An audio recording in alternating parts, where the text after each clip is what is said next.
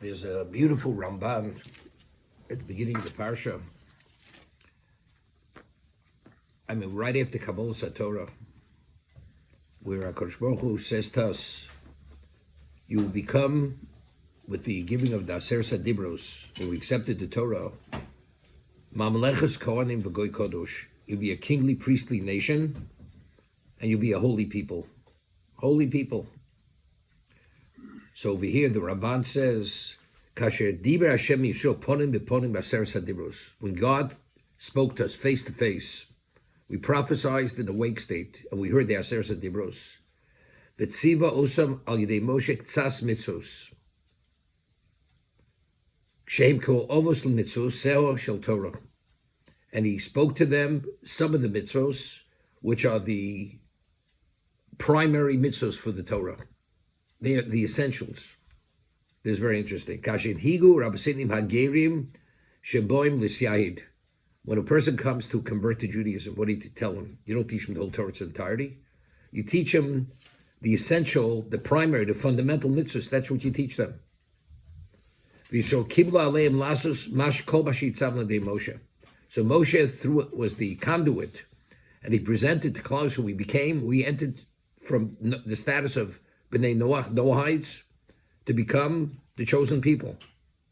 It's similar to the non-Jew entering into the conversion, the transition from non-Jew to Jew. You inform him the primary fundamental mitzvos, the corresponding bris al zeh, and we entered into a covenant. And through this, we became his people, and he became our God. And that was the precondition. It's what? It's a two-way relationship. You accept me as your God, I will accept you as my people. Hashem had said, if you will heed my voice, ushmartem es brisi, and you will uphold my covenant, then you will be my treasure. And then you will be the priestly, kingly nation, holy people. And once you Kedusha, what does the Kedusha mean? We say this. God says to Moshe, when I will descend on the mountain, nobody's permitted to touch the mountain. Why aren't you permitted to touch the mountain? Because the mountain is holy. Why is the mountain holy? Because the divine presence descended onto the mountain. When are they permitted to approach the mountain? When the divine presence ascends from the mountain. And then it reverts back to an ordinary piece of rock. No different than any other mountain. So what determines whether it's Kadosh or not Kadosh? Whether the Shekhinah is there. So therefore he says, since he took us as the Goy Kadosh, as the holy people, what is the basis for our Kedusha? Our sanctity. It's God's relationship with us, because God is in our midst. So therefore it's appropriate, once he takes us to be that,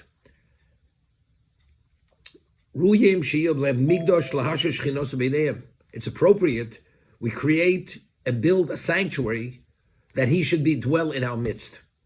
If we're Goy Kodosh, we have that level of relationship, therefore we were given the charge to build the Mikdosh, the Mishkan, that his presence should be there.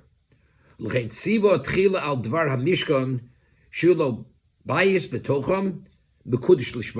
he gave the commandment, we should build the Mishkan. It should be his domicile in our midst, sanctified for his name. There he will communicate with Moshe to give the various obligations to Klal Yisrael. Now this is very important. What is the primary location of the Shekhinah? The Oron.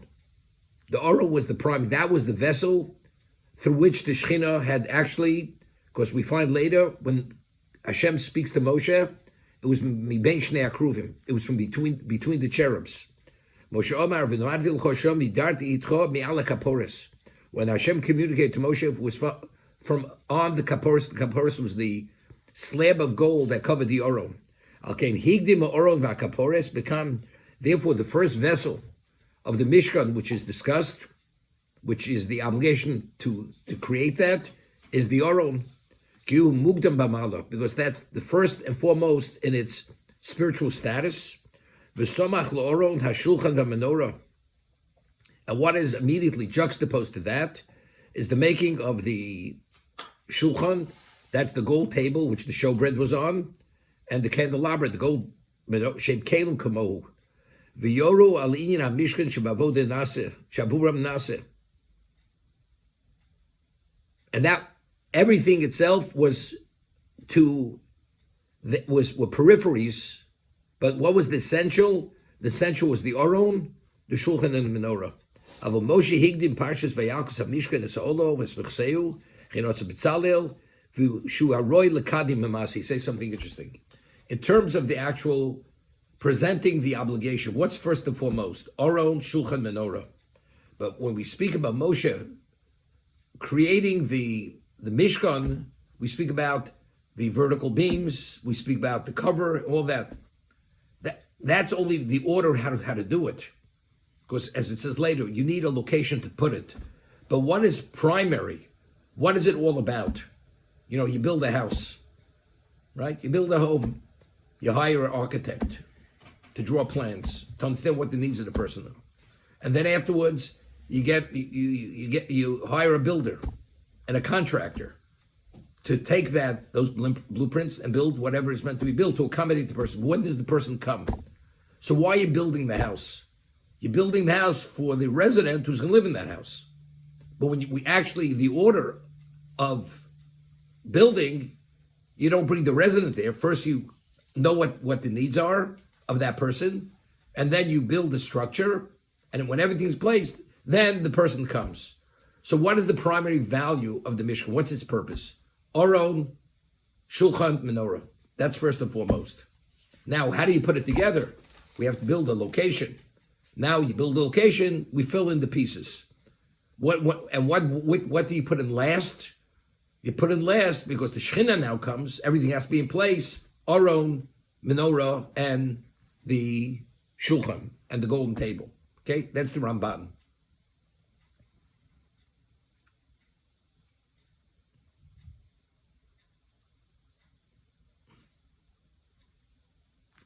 We find something interesting over here. Now, he says something very interesting. He says the Mishkan itself was the equivalent of Sinai. Everything you find at Sinai, the microcosm is the Mishkan. He says, "V'soda Mishkan sheyah kovod asher shochan al har Sinai, shochin olav b'nistar." That he says the kovod, God's presence that dwelt on Har Sinai, should dwell in a concealed location in the Mishkan. Nemar shom v'yishkon kvod Hashem al Har Sinai. It says the kovod, the glory of Hashem, dwelt on Sinai. Uchsiv hein heronu Hashem elokeinu kvod v'esgodlo. Quotes the pasuk in Dvarim. At Sinai, Hashem had shown us His kvod v'godlo. Chen kos b'Mishkan. We find the kovod Hashem milei es Mishkan. The kovod Hashem permeated the Mishkan. V'hiskim b'Mishkan shnei pomim v'kvod Hashem milei es Mishkan. It says twice.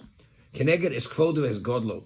V'hamishkan tomed in Israel, and the Mishkan was always with us. HaKovod shnir l'Har Sinai. The same kovod that was at Sinai, that dimension of God's glory was in the Mishkan.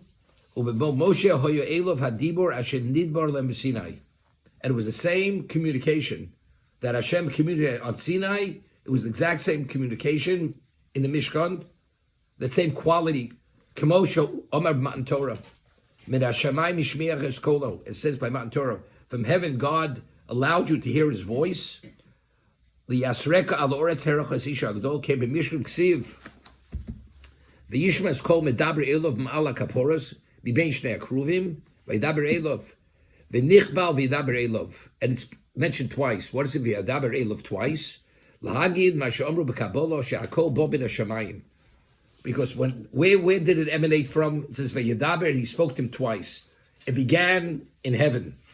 And it manifested itself between the cherubs on the terrestrial level. El Moshe me ala kaporos mishom medabrim kol dibur in Moshe hoy min hashamayim biyom v'nishma bein akruvim. It was during the day, as the Kabbalah Torah was during the daytime. The Shechina began in heaven and it came between the cherubs. Now this is important. Why was the Oron made of gold? What's the color of gold? Where are you reading from? The Ramban. What is the color of gold? Gold is reddish. It has like a reddish type color. That's fire.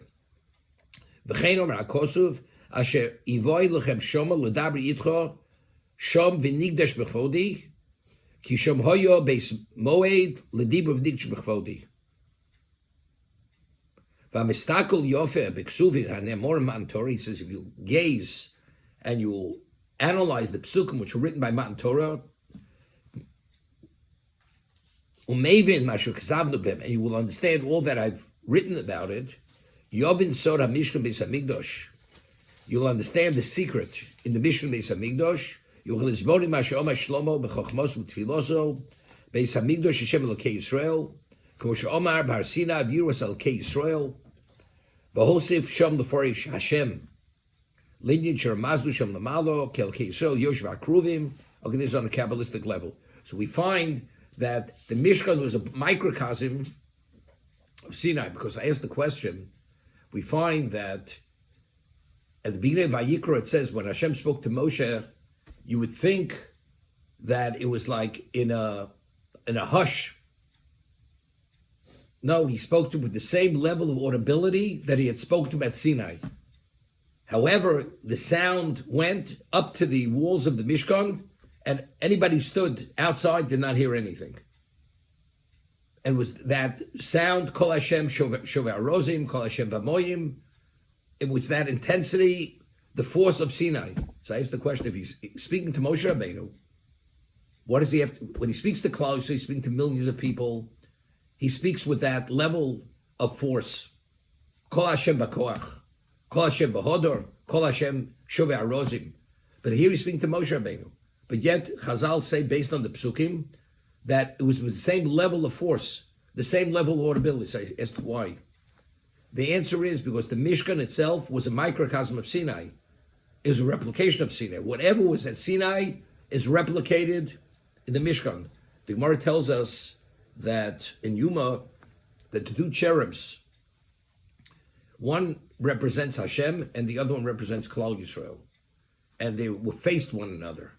And it was miraculous. The Gemara says, when the Jews would be Ola Regel, when they would visit the Temple Mount on the Yom, on the Regalim, on Pesach, Shavuos, Sukkot, they would open the parochas, they would the curtain that separated between the Holy and the Holies, and they would show Klal Yisrael exactly how the Kruvim were situated.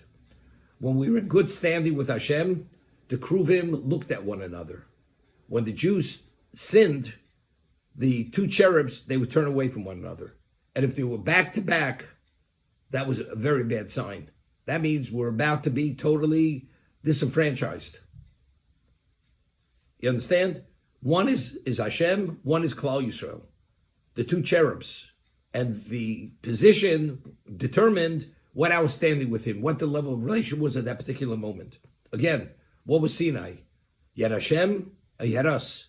He communicated with us. All aspects of Sinai are replicated and represented in the Mishkan itself. And what is that? That itself is a representation, a microcosm, and a replication of Sinai. The Shechinah is at the same level, except he says Sinai was public, the Mishkan was benister, was concealed. But it's identically the same thing.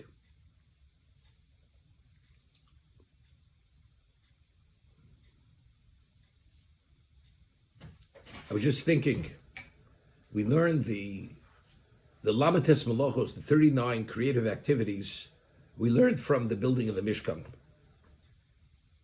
So we spoke many times, the Mishkan itself, which is explicit in Midrash, was a microcosm of creation. That whatever took place at the time of creation is represented in the Mishkan. For instance, we find at the time of creation, Hashem said, let the waters gather and the dry land be seen. Where do we find that represented in the Mishkan? In the Kior, there was a laver, the water gathered in the lather. That corresponds to what? To the water gathering. Where do we find? God said he spread heavens. It says, there's a pasuk in Tehillim, it says, Noto Shamayim Kayuriya. He spread the heavens like a uriah, like a curtain. In the Mishkan, there were Urios HaMishkan. So everything in creation is represented in the Mishkan. So the Mishkan itself is a microcosm of what? Of creation. So whatever physical creative activities that were needed to bring that about, that corresponds to the spiritual forces which brought about every aspect of creation. That's what it was about. But it's interesting. What was the Mishkan? The Mishkan was the original intent of creation. The original intent of creation was what? That God's presence should be where? Not in heaven, but on the terrestrial level. He should have a relationship with Adam. Adam failed, therefore Hashem ascended and distanced himself because he was no longer Adam. When did God come back into existence, into creation? At the time of the building of the Mishkan. He came back to have the relationship with Adam.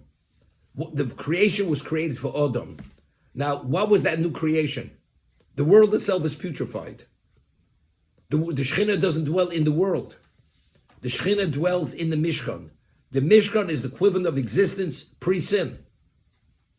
Therefore, as a result, because when did we become Adam? The ultimate. Adam, that's when the Shekhinah dwelt, continue on an ongoing basis with us. As Sinai. Sinai was a temporary situation. On a permanent level, that was shifted into this microcosm.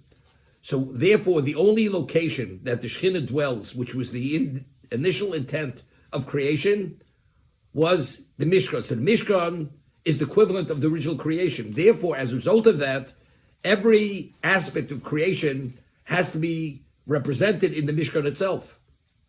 And therefore, as the Ramban says, whatever was Sinai, Shekhinah-wise, that was the Mishkan also. It's literally a replication of creation and God's presence in this existence pre-sin. That was Sinai, that was shifted into the Mishkan in this microcosm setting.